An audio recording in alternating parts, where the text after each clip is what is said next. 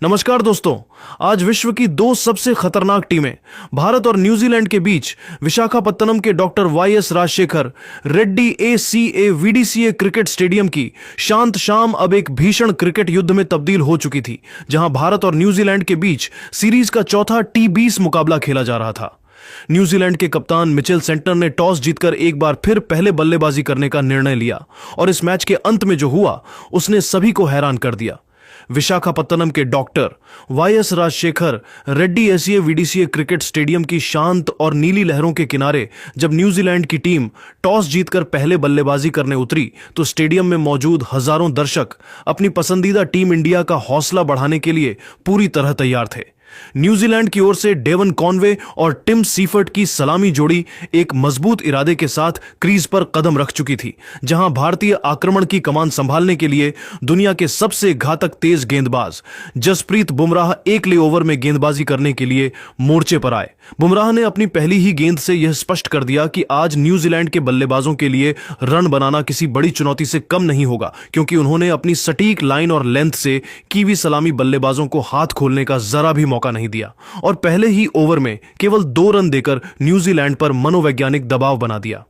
Devon Conway आज बहुत ही संतुलित और एकाग्र लय में नजर आ रहे थे और उन्होंने खेल के शुरुआती दबाव को झेलने के बाद रनों की गति बढ़ाने का निर्णय लिया, जहां खेल के तीसरे ओवर में युवा तेज गेंदबाज हर्षित राणा तीसरे ओवर में गेंदबाजी करने के लिए आए। कॉनवे ने हर्षित राणा की पहली ही गेंद को भांपते हुए एक्स्ट्रा कवर की दिशा में एक दर्शनीय चौका जड़ा और उसके तुरंत बाद अगली गेंद पर एक शानदार ऑन ड्राइव लगाकर न्यूजीलैंड के स्कोर बोर्ड को रफ्तार प्रदान की, जिससे कीवी टीम के खेमे में थोड़ी राहत की लहर दौड़ गई। हर्षित राणा आज थोड़ा संघर्ष करते नजर आ रहे थे, क्योंकि कॉनवे ने उनकी गति का भरपूर फायदा उठाया और मैदान के चारों ओर अपनी क्लास का प्रदर्शन करते हुए न्यूजीलैंड को एक सम्मानजनक स्थिति में पहुंचाने की कोशिश शुरू कर दी थी।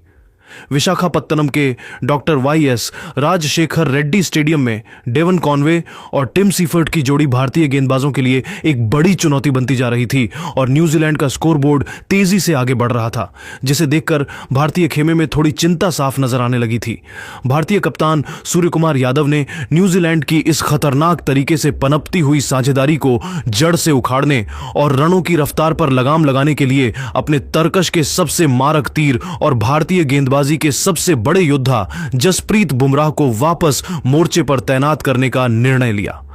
बुमराह पारी के छठे ओवर में पावर प्ले का अंतिम और सबसे महत्वपूर्ण ओवर डालने के लिए दोबारा गेंदबाजी करने के लिए आए, जहां उनके सामने अनुभवी डेवन कॉनवे स्ट्राइक पर मौजूद थे। जसप्रीत बुमराह ने अपनी गेंदबाजी में आज गजब का मनोवैज्ञानिक मिश्रण किया और पहली 2 गेंदों पर तेज रफ्तार वाली यॉर्कर फेंककर कॉनवे को पूरी तरह रक्षात्मक होने पर मजबूर कर दिया। इसके बाद बुमराह ने अपनी तीसरी ही गेंद पर एक जादुई और बुद्धिमानी से भरी हुई अत्यंत धीमी गति की ऑफ कटर फेंकी, जिसकी कल्पना शायद कॉनवे ने सपने में भी नहीं की थी। डेवन कॉनवे उस गेंद की गति और दिशा को बिल्कुल भी पढ़ने में सक्षम नहीं रहे और वह उस गेंद पर एक आक्रामक कवर ड्राइव खेलने के लालच में पूरी तरह से चकमा खा गए, जिससे गेंद उनके बल्ले का बाहरी किनारा लेते हुए सीधे शॉर्ट कवर पर खड़े फील्डर के सुरक्षित और मुस्तैद हाथों में समा गई। इस जादुई विकेट के गिरते ही न्यूजीलैंड के रनों की रफ्तार पर एक बड़ा ब्रेक लग गया, क्योंकि डेवन कॉनवे आक्रामक शॉट खेलने के प्रयास में 24 गेंदों पर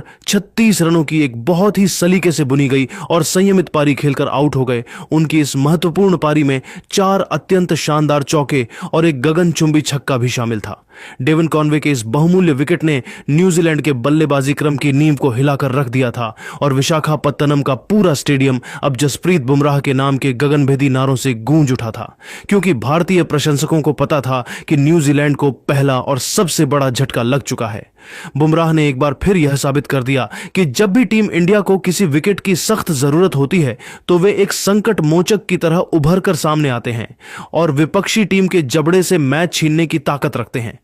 न्यूजीलैंड का आत्मविश्वास अब डगमगाने लगा था और भारतीय खिलाड़ी मैदान पर एक नई ऊर्जा के साथ नजर आ रहे थे, क्योंकि उन्हें वह मौका मिल चुका था जिसका वे पिछले 5 ओवरों से इंतजार कर रहे थे।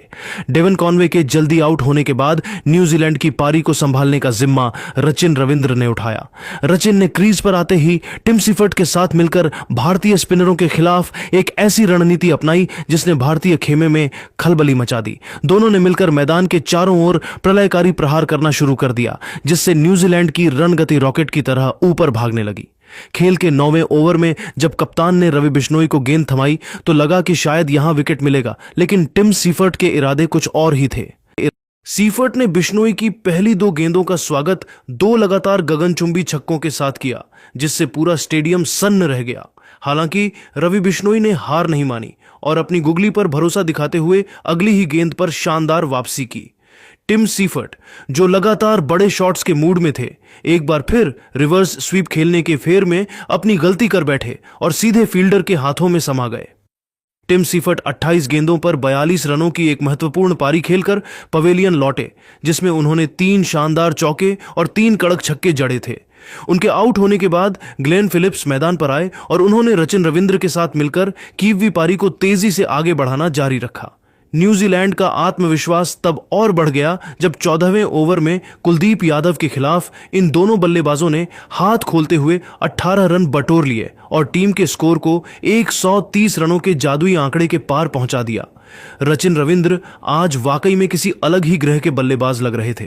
उन्होंने अपनी गजब की फॉर्म का मुजाहिरा करते हुए 15वें ओवर में हार्दिक पांड्या की तेज गेंद पर एक कड़क और कलात्मक चौका जड़ा और इसी के साथ महज 32 गेंदों पर अपना शानदार अर्धशतक पूरा किया। न्यूजीलैंड की टीम को उम्मीद थी कि रचिन अंत तक टिके रहेंगे, लेकिन हार्दिक पांड्या ने अपनी शॉर्ट गेंद से उन्हें चकमा दे दिया। रचिन रविंद्र एक जोरदार पुल शॉट खेलने के प्रयास में बाउंड्री लाइन पर कैच आउट हो गए। रचिन ने 38 गेंदों पर 55 रनों की आतिशी पारी खेली, जिसमें 5 चौके और 2 छक्के शामिल थे। न्यूजीलैंड की टीम ने इस मजबूत नींव का पूरा फायदा उठाया और निर्धारित 20 ओवरों के खेल में 5 विकेट के नुकसान पर 198 रनों का एक चुनौतीपूर्ण और विशाल स्कोर बोर्ड पर टांग दिया। पारी के अंत में ग्लेन फिलिप्स ने अपना आक्रामक रुख बरकरार रखा और 35 गेंदों पर 48 रनों की सूझबूझ भरी पारी खेलकर नाबाद लौटे। उनके साथ कप्तान मिचेल सेंटनर ने भी अंतिम पलों में महज 5 गेंदों पर 10 रनों का कैमियो खेलकर भारत को जीत के लिए 199 रनों का एक पहाड़ जैसा लक्ष्य दिया। विशाखापत्तनम के doctor Y.S. Rajshekhar Reddy stadium की सपाट पिच पर जब भारतीय टीम 199 रनों के हिमालय जैसे लक्ष्य का पीछा करने उतरी तो स्टेडियम में मौजूद हर दर्शक एक आतिशी शुरुआत की उम्मीद कर रहा था और सलामी बल्लेबाज अभिषेक शर्मा तथा संजू सैमसन ने पहले ही ओवर से न्यूजीलैंड के तेज गेंदबाजों की धज्जियां उड़ाना शुरू कर दिया। भारतीय बल्लेबाजों ने आज यह ठान लिया था कि वे कीवी गेंदबाजों को पिच पर सेट होने का जरा भी समय नहीं देंगे, जहां न्यूजीलैंड की ओर से सबसे भरोसेमंद तेज गेंदबाज मैट हेनरी दूसरे ओवर में अपनी गेंदबाजी का पहला स्पेल लेकर मोर्चे पर आए, लेकिन अभिषेक शर्मा आज किसी और ही मिट्टी के बने नजर आ रहे थे। अभिषेक शर्मा ने मैट हेनरी की पहली 3 गेंदों पर न्यूजीलैंड की फील्डिंग को पूरी तरह से तहस नहस करते हुए लगातार 3 कड़क और कलात्मक चौके जड़कर विशाखापत्तनम के दर्शकों को पूरी तरह मंत्रमुग्ध कर दिया और यह स्पष्ट कर दिया कि भारत इस विशाल लक्ष्य को महज कुछ ही ओवरों में बौना साबित करने के इरादे से मैदान पर उतरा है। अभिषेक शर्मा की आक्रामकता ने न्यूजीलैंड के कप्तान मिचेल सेंटनर को रक्षात्मक फील्डिंग लगाने पर मजबूर कर दिया था, लेकिन दूसरे छोर पर संजू सैमसन भी आज बड़े शॉट्स खेलने के मूड में थे और उन्होंने न्यूजीलैंड के तेज गेंदबाजों के विरुद्ध कुछ जादुई हवाई फायर की। हालांकि न्यूजीलैंड को वह पहली सफलता मिली जिसकी उन्हें सख्त जरूरत थी, जब खेल के 5वें ओवर में तेज गेंदबाज जैकब डफी 5वें ओवर में दोबारा गेंदबाजी करने के मोर्चे पर आए और उन्होंने अपनी गति में चतुराई से बदलाव किया। संजू सैमसन जैकब डफी की उस तेज और उछाल भरी गेंद को बाउंड्री के बाहर भेजने के प्रयास में अपनी टाइमिंग खो बैठे, जिससे संजू सैमसन हवाई शॉट खेलने के प्रयास में 14 गेंदों पर 22 रनों की एक संक्षिप्त मगर विस्फोटक पारी खेलकर आउट हो गए। उनकी इस पारी में 2 शानदार चौके और 2 गगनचुंबी छक्के शामिल थे। संजू सैमसन के आउट होने के बाद विशाखापत्तनम के मैदान पर ईशान किशन की एंट्री हुई और उन्होंने अभिषेक शर्मा के साथ मिलकर न्यूजीलैंड के गेंदबाजों के लिए साक्षात काल बनने का काम शुरू कर दिया। इन दोनों बाएं हाथ के बल्लेबाजों ने मिलकर न्यूजीलैंड के स्पिन आक्रमण को निशाने पर लिया और मैदान के चारों ओर रनों की ऐसी मूसलाधार बारिश की कि कीवी गेंदबाज दिशाहीन नजर आने लगे। खेल के 8वें ओवर में जब अनुभवी लेग स्पिनर ईश सोढ़ी 8वें ओवर में गेंदबाजी करने के लिए आए तो अभिषेक शर्मा ने उनका स्वागत एक गगनचुंबी 102 मीटर लंबे छक्के के साथ किया और इसी जादुई शॉट के साथ अभिषेक शर्मा ने मात्र 22 गेंदों पर अपना एक और ऐतिहासिक अर्धशतक पूरा किया। पूरा स्टेडियम अब अभिषेक शर्मा के सम्मान में खड़ा होकर तालियों की गड़गड़ाहट के साथ उनका अभिवादन कर रहा था, क्योंकि उनकी इस निडर बल्लेबाजी ने न्यूजीलैंड के जीत के अरमानों को पूरी तरह से धूल में मिला दिया था और भारत अब एक और अविश्वसनीय जीत की ओर तेजी से कदम बढ़ा रहा था। विशाखापत्तनम के मैदान पर अभिषेक शर्मा की तूफानी बल्लेबाजी के दम पर भारतीय टीम अब एक विशाल जीत की ओर तेजी से कदम बढ़ा रही थी और न्यूजीलैंड के गेंदबाज असहाय नजर आ रहे थे। लेकिन न्यूजीलैंड के स्पिनरों ने हार नहीं मानी और मध्य ओवरों में अपनी फिरकी के जाल से मैच में वापसी करने की सफल कोशिश की। खेल के 12वें ओवर में न्यूजीलैंड के कप्तान मिचेल सेंटनर 12वें ओवर में खुद दोबारा गेंदबाजी करने के मोर्चे पर वापस आए, जहां उन्होंने अपनी अनुभवी स्पिन का जादू बिखेरना शुरू किया और अभिषेक शर्मा, जो उस समय न्यूजीलैंड के लिए सबसे बड़ा खतरा बने हुए थे, उन्हें अपनी एक लूप वाली जादुई गेंद पर फंसा लिया। अभिषेक शर्मा उस गेंद की उड़ान को पढ़ने में मामूली सी चूक कर बैठे और एक और विशाल बड़ा शॉट खेलने के प्रयास में गेंद को सीधे बाउंड्री पर खड़े फील्डर के हाथों में दे बैठे, जिससे अभिषेक शर्मा 35 गेंदों पर 62 रनों की एक अत्यंत विनाशकारी पारी खेलकर आउट हो गए। उनकी इस यादगार पारी में 6 शानदार चौके और 4 गगनचुंबी छक्के शामिल थे। अभिषेक शर्मा के आउट होने के तुरंत बाद दुनिया के सबसे खतरनाक बल्लेबाज और भारतीय कप्तान सूर्य कुमार यादव क्रीज पर आए और उन्होंने न्यूजीलैंड के गेंदबाजों पर दबाव कम नहीं होने दिया, जहां उन्होंने ईशान किशन के साथ मिलकर पारी को बहुत ही समझदारी के साथ आगे बढ़ाया और मैच को अंतिम ओवरों के रोमांच तक पहुंचाया। इन दोनों बल्लेबाजों ने न्यूजीलैंड के तेज गेंदबाजों के खिलाफ कड़ा रुख अपनाया, जहां खेल के 16वें ओवर में लंबे कद के तेज गेंदबाज काइल जेमिसन 16वें ओवर में गेंदबाजी करने के लिए मोर्चे पर आए और ईशान किशन ने उनकी पहली 2 गेंदों पर 2 लगातार गगनचुंबी और प्रलयकारी छक्के जड़कर स्टेडियम में मौजूद दर्शकों को मंत्रमुग्ध कर दिया। ईशान किशन आज बहुत ही शांत और एकाग्र लय में नजर आ रहे थे और वह तेजी से अपनी एक और अर्धशतकीय पारी की ओर बढ़ रहे थे, जिससे न्यूजीलैंड के खेमे में एक बार फिर सन्नाटा छाने लगा था। हालांकि न्यूजीलैंड की टीम ने एक बार फिर अपने सबसे मुख्य हथियार मैट हेनरी को मोर्चे पर लगाया, जो खेल के 17वें ओवर में अपनी गेंदबाजी का निर्णायक स्पेल डालने के लिए वापस आए। मैट हेनरी ने ईशान किशन की आक्रामकता को भांपते हुए अपनी गति में गजब का मिश्रण किया और एक बहुत ही सटीक तथा अत्यंत धीमी गति की गेंद फेंकी, जिसे ईशान किशन सही तरह से टाइम करने में पूरी तरह नाकाम रहे। ईशान किशन उस गेंद पर एक और बड़ा कवर ड्राइव खेलने के प्रयास में गेंद को हवा में लहरा बैठे और कवर पर तैनात फील्डर ने पीछे की ओर दौड़ते हुए एक शानदार कैच लपक लिया, जिससे ईशान किशन मात्र 5 रन से अपने अर्धशतक से चूक गए और 26 गेंदों पर 45 रनों की एक अत्यंत प्रभावशाली पारी खेलकर आउट हो गए। उनकी इस आतिशी पारी में 4 कड़क चौके और 3 शानदार छक्के शामिल थे। ईशान के इस विकेट ने मैच में एक नया रोमांच पैदा कर दिया था, क्योंकि भारत को अब भी अंतिम कुछ ओवरों में जीत के लिए कड़े संघर्ष की जरूरत थी और सारा दारोमदार अब कप्तान सूर्य कुमार यादव और उप कप्तान हार्दिक पांड्या के कंधों पर आ चुका था। विशाखापत्तनम के doctor YS Rajasekhara Reddy stadium में समुद्र की लहरों से आती ठंडी हवाएं अब थम सी गई थीं और पूरा वातावरण एक अजीब सी बेचैनी और रोमांच से भर गया था, क्योंकि यह मैच अब अपने उस अंतिम और रोंगटे खड़े कर देने वाले पड़ाव पर पहुंच चुका था, जहां हर गेंद पर इतिहास लिखा जा रहा था।